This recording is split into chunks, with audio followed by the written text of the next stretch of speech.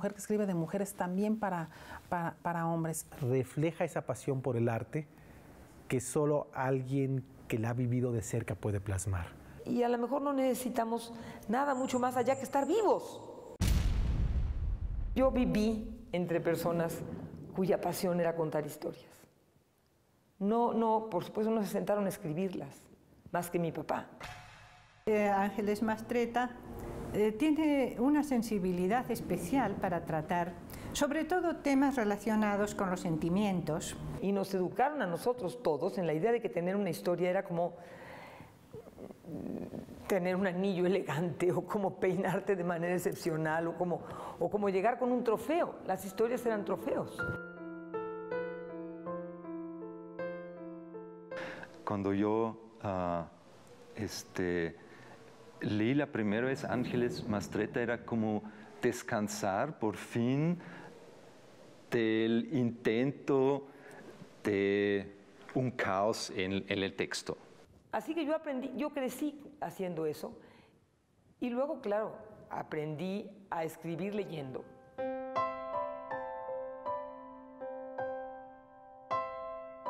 Tiene una pluma maravillosa y además es una mujer que escribe de mujeres, pero yo estoy convencida que no solo para mujeres. Y aprendí que eso era mi destino, quizás no por azar, pero por bondades del destino. Y Ángeles Mastretta tiene una manera muy fina, pero muy convencional de escribir historias y eso puede ser muy interesante también. Que es que yo estudié periodismo cuando vine a México, empecé a hacer entrevistas, empecé a hacer crónicas y en una de estas crónicas fue que Gustavo Sáenz descubrió que yo estaba inventando más que contando algo que había visto. Está muy influenciada por la literatura del siglo XIX, cómo narrar una historia de una forma muy interesante, pero muy lineal. Siempre hablo diciendo, y no saben qué espantoso, que no, que dónde pasó. Es que leímos en la segunda mitad del siglo XX muchos textos que juegan con el personaje, que juegan con varias historias, donde hay varios niveles de historias, donde todo es un sueño tal vez al final. En la literatura puedes hacer eso, empezar por no saben qué espantoso y después contar qué pasó. Pero lo interesante es que creo que Ángeles Mastretta logra con pocas palabras describir el interior de su personaje principal como tal vez ninguna otra escritora. Y entonces me propuse hacer una novela y pedí la beca al Centro Mexicano de Escritores, me la dieron. Mientras tuve la beca en el Centro Mexicano de Escritores me di cuenta de que yo no sabía para dónde ir haciendo una novela. Ángeles Mastretta es la escritora de la formación y del género. Mis maestros eran Rulfo y don Panchito Montemayor, que era el encargado de la gramática, y Salvador Elizondo, que siempre decía que estaba muy mal lo que yo había hecho. Es una de esas escritoras, por cierto, no la única en este país, afortunadamente, que pone como ingrediente fundamental de su escribir el ser mujer. Dije, yo creo que esta no va a ser mi profesión. Entonces acudí un año rigurosamente a mis sesiones del Centro Mexicano de Escritores y luego no volví a escribir en los siguientes 10. Afortunadamente tenía primero la columna diaria en Ovaciones y luego dirigí un departamento de difusión cultural en la ENEP Acatlán y luego dirigí el Museo del Chopo y durante todo ese tiempo no hice literatura. A mí Ángeles Mastretta me suele atrapar desde la primera línea. Entonces es algo, leer una historia corta de ella, bueno, fue un verdadero placer, ¿no? Esta historia de Isabel, que además es hija de asturianos, como soy yo, ¿no? Esta parte de un poco, creo que me costó trabajo. Pero eso lo digo ahora porque me lo recuerda una amiga. Cada vez que me siento a quejarme de que no me sale el siguiente libro, me dijo, todo eso dijiste mientras escribías Arráncame la vida, y luego volviste a decir Con las mujeres de ojos grandes, y lo volviste a decir con Mal de amores. Siempre es difícil, y a ti siempre se te olvida que lo fue. Son como partos de veras. Es también una escritora atenta a la idea de la formación. Otra vez esa idea del viaje. La formación es un viaje. Me parece que en ese sentido un ingrediente subliminal de los libros de Mastretta es la pasión. Yo creo que la relación con la palabra escrita es otra forma del amor, que tú tienes que tener un gusto enorme por eso que es poner las palabras juntas y buscarles un significado, que te conduzcan a los lugares, ¿no? Yo digo que esa es la parte más secreta de mi vida privada. ¿Cómo pasa eso? ¿En qué momento me encierro con las palabras y voy viendo cómo suenan? Quizás en mi caso, una de las cosas que más me importa, además de que la historia quede contada, es cómo suena. Ángeles Mastretta nació en Puebla el 9 de octubre de 1949. En esta ciudad realizó todos sus estudios preuniversitarios hasta que en 1971 se mudó a la Ciudad de México, después del fallecimiento de su padre. En el Distrito Federal, estudió periodismo en la Facultad de Ciencias Políticas y Sociales de la Universidad Nacional Autónoma de México, de donde recibió su título en Comunicaciones. Por ejemplo, yo empecé leyendo la novela de la Revolución Mexicana, porque es lo que estaba en mi casa. Y leí después en desorden a Pérez Galdós y a Balzac sin duda, y a Flaubert y a Stendhal, esos ya fueron míos, y a Jane Austen y a Isaac Dinesen. Después, claro, ¿con quién he convivido? Bueno, pues con mis contemporáneos mayores, le hace con El Gabo y con Fuentes, con Cortázar, ni se diga con Borges. Luego, cuando topé, por ejemplo, con Sor Juana, por ahí de los 16, que te la enseñaban en la secundaria y que a nadie le importaba, y a mí me dejó absolutamente deslumbrada. Hombres necios que acusáis a la mujer sin razón, sin ver que sois la ocasión de lo mismo que culpáis. Y con ansia sin igual solicitáis su desdén. ¿Por qué queréis que obren bien si las incitáis al mal? 1.000.000 de veces mejor que cualquier bolero o que cualquier canción de Enrique Guzmán, sin duda. Y entonces yo decía, no, es que esto es divino, no puedo perder el tiempo empezado. Y entonces me di cuenta de que hacer poesía era algo muy arduo y que no se podía jugar con eso. Pero sí leo historia y sí leo biografías. Las biografías en cierto sentido son también novelas, son las mejores novelas, ¿no? Cada vida es una novela. Ángeles Mastretta.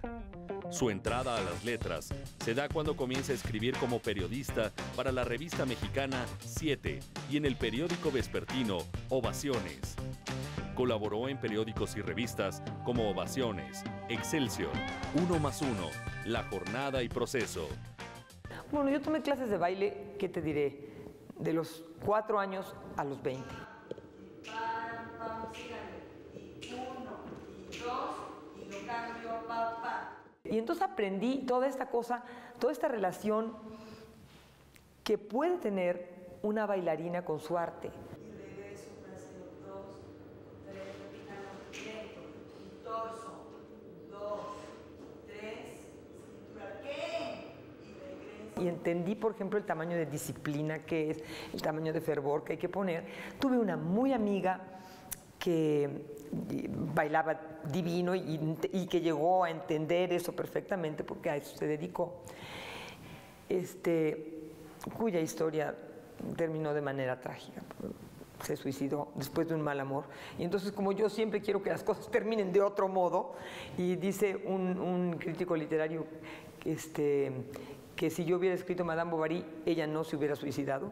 Entonces, creo que eso también pasó con Isabel Arango, que ella dijo que yo me voy a morir, no, ninguna eternidad como la mía, yo voy a lo que sigue, ¿no? La ficción necesita lectores muy apasionados, muy dispuestos a irse de viaje a otra parte, porque finalmente los libros de ficción son eso, son un boleto de avión a otro mundo. Ninguna eternidad como la mía. Ángeles Mastretta. Reconocida escritora, es conocida por crear personajes femeninos sugerentes y ficciones que reflejan las realidades sociales y políticas de México. Ninguna eternidad como la mía era una historia que iba a estar en Las mujeres de ojos grandes. Ninguna eternidad como la mía. Habla sobre una bailarina que nació en un puerto. Hija de migrantes, de asturianos. Con muchos hermanos, de hecho puros hermanos. La única mujer de su familia, la menor. Encontró a una rusa que le enseñó ballet. La más tenaz, la más arriesgada, la más aventurera. Y le recomendó a una maestra en el Estado de México. Migrantes que llegan y cómo vamos a educar a una hija en un contexto en donde no sabemos qué hacer con ella, no sabemos si la danza es adecuada, si mandarla a México es adecuada o no. Abandona a sus padres, que le cuesta mucho trabajo. Debe de buscar a veces otras oportunidades. Llora cuando se despide de ellos sabiendo que quién sabe cuándo los vuelva a ver, por un sueño. Ella pues no tenía las oportunidades hasta que viaja a la Ciudad de México. Y por el sueño de ser alguien y por el sueño de hacer algo de su vida. Isabel, que parte de un pueblo para ir a DF. Distrito Federal, ¿no era el Estado de México? Que a los 17 años viaja de Veracruz hacia la Ciudad de México. Esta chica que quiere llegar a ser alguien, ¿no? Sobre todo uno siendo de provincia, cuando tiene aspiraciones, necesita irse a otros lugares. Porque su destino es bailar. Finalmente se encuentra en la Ciudad de México de la época postrevolucionaria. Y la maestra la aceptó enseguida, pero le dijo que entonces tenía que ganarse el lugar, o sea, demostrar que sí podía seguir ahí. Ella persiste y tiene una disciplina férrea en cuanto a lo que a ella le gusta, que es el baile y la danza, ¿no?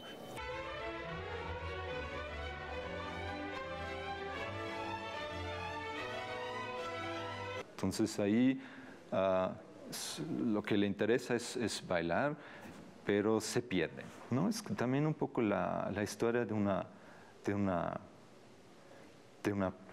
pérdida personal del interés por un hombre. Yo, Isabel Arango Priede, me comprometo a vivir con intensidad y regocijo, a no dejarme vencer por los abismos del amor, ni por el miedo que de éste me caiga encima, ni por el olvido, ni siquiera por el tormento de una pasión contrariada. Me comprometo a recordar, a conocer mis hierros, a bendecir mis arrebatos. Me comprometo a perdonar los abandonos, a no desdeñar nada de todo lo que me conmueva, me deslumbre, me quebrante, me alegre.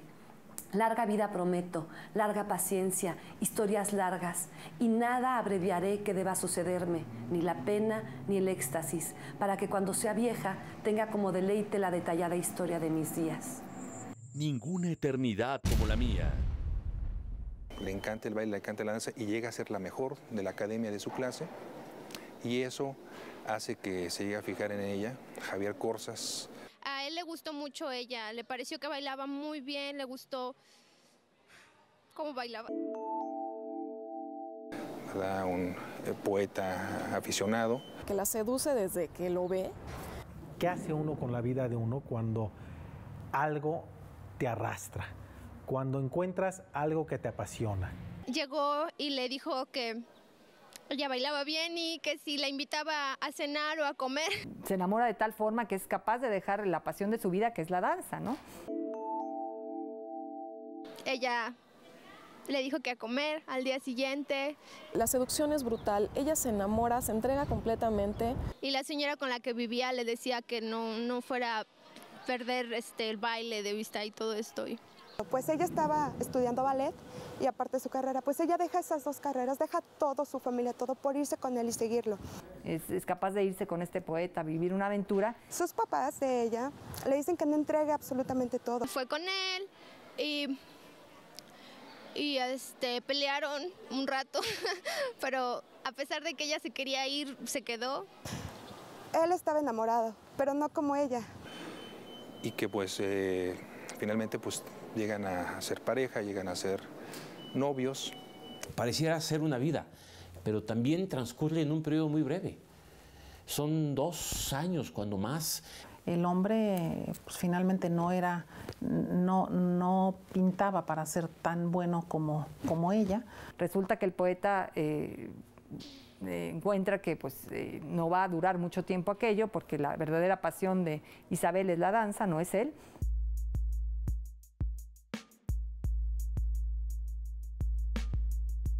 Y ella, pero era una chiquita, ¿no? Era una chiquilla ella que ya prometía y que él dijo, pues mejor no, ¿no?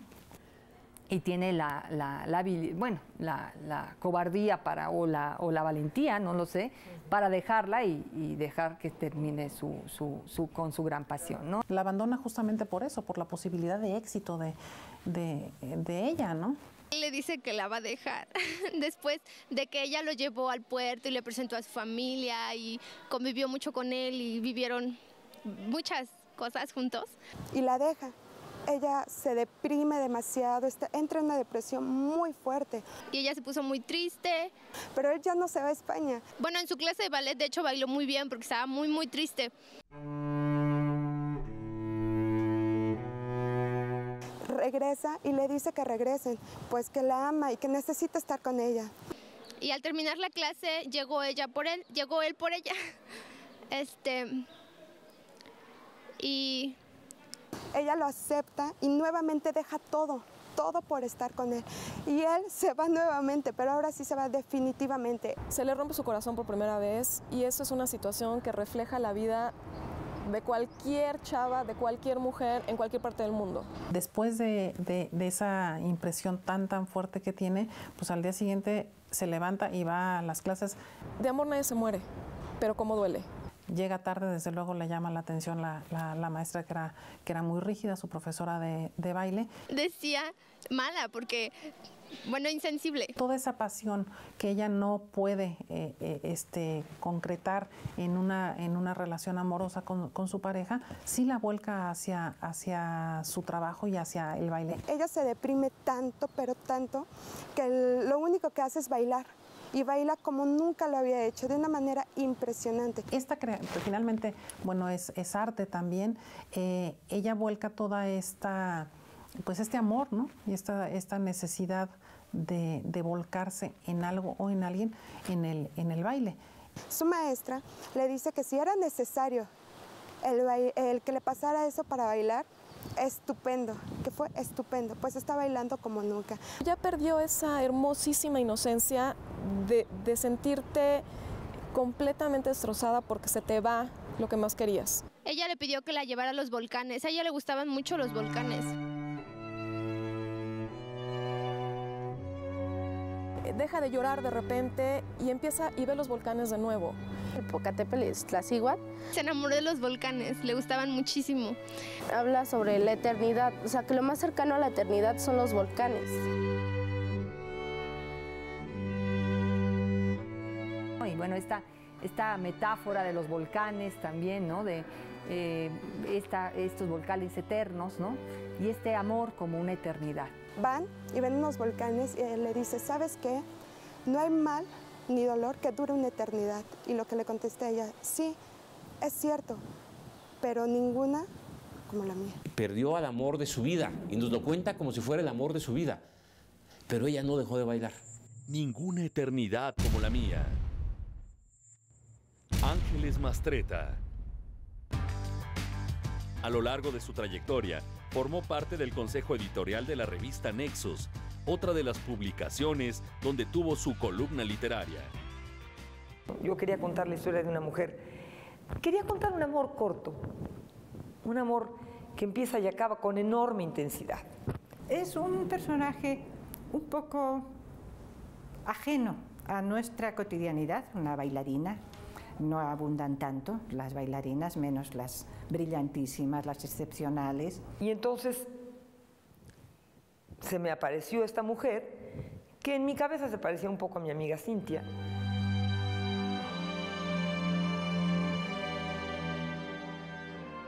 Y se me apareció este poeta que en mi cabeza se parecía a Renato Leduc. Pero una situación que no es tan excepcional. Finalmente se trata de una joven, un amor apasionado. Primero se necesitó que naciera. ¿Dónde será bueno que nazca? Pues que nazca en Tampico, porque además yo tengo unos amigos que se apellidan los Arango, que nacieron en Tampico. Y sin embargo, Ángeles Mastretta lo trata con una sensibilidad, con una capacidad de captar esos momentos de entusiasmo, de arrebato, de felicidad y luego de caída. Isabel Arango es un nombre padre. Si pongo Arango, que nazca en Tampico. Y ya si nace en Tampico, tiene que venir a México a tomar clases de baile porque no tiene maestro ya. En donde hay un amor que pareciera, cuando uno va leyendo, que es toda la historia de una vida. Y no, simple y sencillamente es una entrega apasionada. Y entonces empecé a jugar con ellos y bueno, y entonces cuando se necesitó que ella viniera a México porque había nacido en Tampico. Ninguna eternidad como la mía es una joya, como como existen esas pequeñas joyas en la literatura del siglo XX también. A mí me encanta, por ejemplo, un escritor austríaco que se llama Arthur Schnitzler, que tiene un estilo parecido, ¿no? Es un estilo muy lineal, es un estilo que se enfoca mucho en el personaje. Sí, yo creo que es una pieza pues muy sencilla en el aspecto de que, bueno, yo creo que los jóvenes, ¿verdad?, la pueden captar perfectamente. Yo creo que en relación con otras obras, por ejemplo, como lo es Arranque en la vida, que es una de las obras más famosas de Ángeles Mastretta, pues es una obra que puede salirse un poco del género que ella maneja, pero sin embargo que logra conservar esa esencia que es la parte fundamental o el matiz fundamental, que es el transmitir los sentimientos y transmitir a la mujer, ¿verdad?, que es un aspecto central dentro de sus obras, ¿no? En pocas líneas sabemos qué pasa, y tal vez nos ha pasado eso, ¿no?, que perdemos nuestra línea por otra persona, ¿no? Y como también Mastretta describe de una forma maravillosa y muy sencilla, y eso es lo impactante de esa novela, la sencilleza. Yo quería contar desde que la niña es chica y luego se enamora y cómo le pasa todo esto y a dónde vive y a qué se dedica bien. Entonces era más larga que una historia de mujeres de ojos grandes. Entonces la guardé. Se ve este reflejo de la lucha por el ser profesionalmente y el ser como pareja. Hay una pasión por la pareja, pero hay una pasión por el arte. Igual lo podemos ubicar ahora, ¿no? Para los hombres, como decías, tienen una forma de ver distintas las cosas, pero también les cuesta mucho asimilar el éxito de tu pareja. El ser la pareja de no es fácil. Están acostumbrados a presentar a la esposa de, ¿no? Y luego escribí Mal de Amores y ahí estaba perdida. Y luego me pidieron una cosa para el país, una cosa larga para el país, para irla publicando en capítulos en el país. Y entonces me acordé que yo tenía esta historia y que no la tenía trabajada, que nada más la tenía esbozada. Y entonces la esbocé como en el 98. Creo que se trata de un libro formidable en muchos sentidos, provocador, sin ser escandaloso. Es muy transparente, digamos, ¿no? Tiene personajes y bueno, ella misma lo ha dicho, ¿no? Porque son inspirados en personajes de la vida real. Otra cosa que yo le reconozco a Mastretta como escritora en general, nunca hacer un paso hacia el escándalo para el escándalo. Siempre provocar con lo pequeño. Ninguna eternidad como la mía es una novela velocísima y sin embargo poderosa. No por ser veloz pasa desapercibida, a veces pasa tan rápido, pero es como el camión de los bomberos, aunque pase rápido lo tienes que ver, ¿no? Cuando lo pequeño logra provocar, es una provocación incontenible, inarrestable, porque nosotros frente a lo pequeño no levantamos las defensas. Isabel Arango y todas las mujeres y todos los hombres, comprometerse a vivir con intensidad, aunque me duela, voy, porque tengo el éxtasis y tengo el dolor. Entonces es una declaración de amor a la vida, que en ese momento tiene que ver con el amor a la danza, y tiene que ver con el amor a un hombre, y tiene que ver con el amor a su deseo de convertirse en bailarina, por eso deja a su familia. Pero es un manifiesto, es una declaración de amor a la vida, no solamente a un hombre. Y eso me gusta muchísimo de la novela, y creo que ese compromiso yo lo tengo que refrendar. Cada rato decir, sí es cierto, quiero la vida al full, aunque duela, ¿no? Y si tienes 17 años, también. Y si tienes 15, también. No adormecernos. Y eso es lo que nos da ninguna eternidad como la mía. En la juventud es cuando las pasiones nos llevan a tomar banderas, a tomar temas, a buscar nuestra profesión o nuestra pareja con un entusiasmo y una entrega que probablemente no volvemos a tomar en nuestra vida. Entonces viene a México a tomar clases de baile, entonces ¿dónde va a vivir? En una casa de huéspedes. Entonces, ¿quién lleva a la casa de huéspedes? Pues que la lleve una mujer. ¿Y cómo se llamará? Prudencia, sí, que se llame Prudencia, y entonces ya Prudencia crece, se vuelve un personaje una mezcla de mamá con tía, con madrina, con cómplice y amiga. ¿Qué es lo que encuentro que me gusta más. La señora, la dueña, la de la pensión, la que la recibe en la casa. Ese es el personaje que me encanta. Es muy frecuente que en las novelas sea un personaje secundario el que llame la atención, el que me gane, que me atraiga. Y en este caso esta mujer sabe que la vida no se acaba, que es muy triste, que está pasando por un mal momento, pero que a final de cuentas es una experiencia. Y es una experiencia que en el caso de la bailarina probablemente va a enriquecer su arte. Pero en el caso de todos los seres humanos, que casi siempre hemos sufrido alguna decepción, más o menos profunda, va a enriquecer nuestra experiencia y nos va a servir para ser un poco mejores, si es que somos capaces de ser mejores en algún terreno. ¿Qué son los tres personajes que hay ahí? Gente que vive.